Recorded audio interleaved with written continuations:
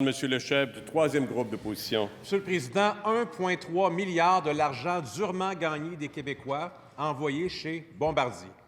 Le premier ministre et moi, on partage la même analyse à l'effet que c'était une mauvaise entente. Mais l'argent est là quand même.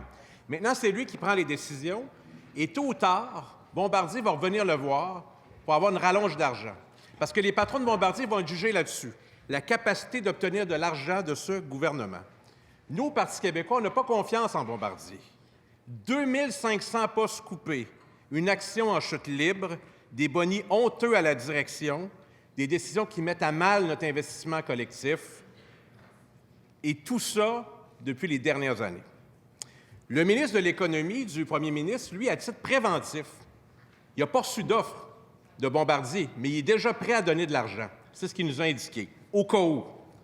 En tant qu'investisseur, le gouvernement du Québec peut demander des conditions lorsqu'il investit dans une entreprise, avec l'argent des Québécois durement gagné.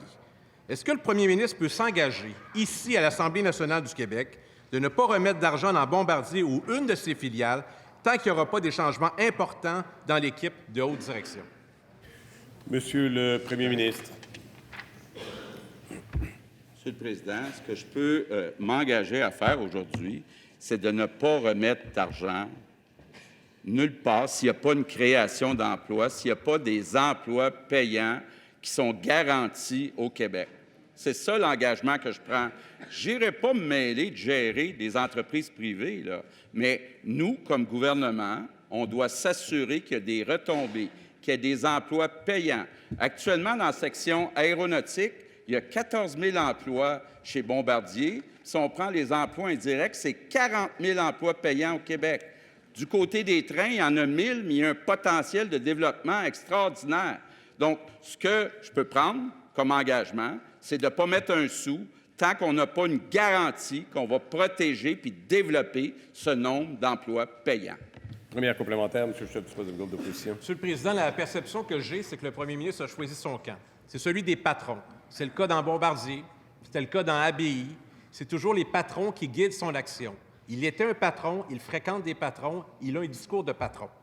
Ce que je veux dire, c'est que les Québécois qui ont investi, malgré eux, énormément d'argent dans Bombardier, leur appui est assez élevé. Il dit du gouvernement du Québec, on ne peut pas continuer dans ces conditions.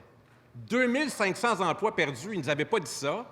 14 millions d'argent dans les poches du patron. Il y a confiance ou non à l'administration de Bombardier? Ministre. Monsieur le Président, Ça allait changer dans la session.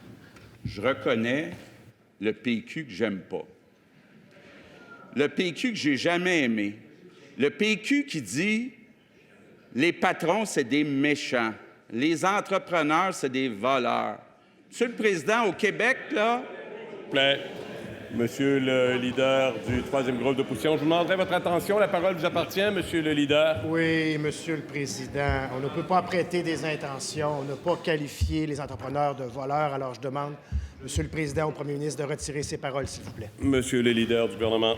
Oui, Monsieur le Président, le premier ministre faisait référence à son expérience personnelle à l'époque où il était avec la troisième groupe d'opposition. S'il vous plaît. Alors, S'il vous plaît. S'il vous plaît. Nous comprenons qu'on ne doit pas imputer des motifs indignes ni à un député ni à un groupe. Ce n'est pas plus acceptable. Alors, je vous demande, s'il vous plaît, d'être attentif, d'être prudent dans le choix des propos utilisés et des termes que l'on emploie. Monsieur le Président, moi, le PQ que j'aime, c'est le PQ de Jacques Parizeau qui disait « On a une garde montante, on a développé le Québec Inc., il y a des patrons qui innovent, qui ont du succès, puis on est derrière ces patrons-là parce que c'est en créant de la richesse qu'on va être capable de se donner les moyens de nos ambitions. C'est ça le PQ que j'aime. Deuxième complémentaire, monsieur le chef du troisième groupe d'opposition. Monsieur le Président, les Québécois sont témoins. Le premier ministre a choisi son camp dans le camp de Bombardier. Un autre enjeu économique sur le nationalisme économique de la CAQ considère qu'Air Canada, c'est une bonne chose qu'achète Air Transat. Air Canada, c'est le champion des plaintes des passagers, exécrable pour faire respecter le français, qui abuse les prix des vols régionaux. Comment le premier ministre peut justifier aux Québécois que lui trouve que c'est une bonne nouvelle, l'achat d'Air Transat par Air Canada? Monsieur le premier ministre.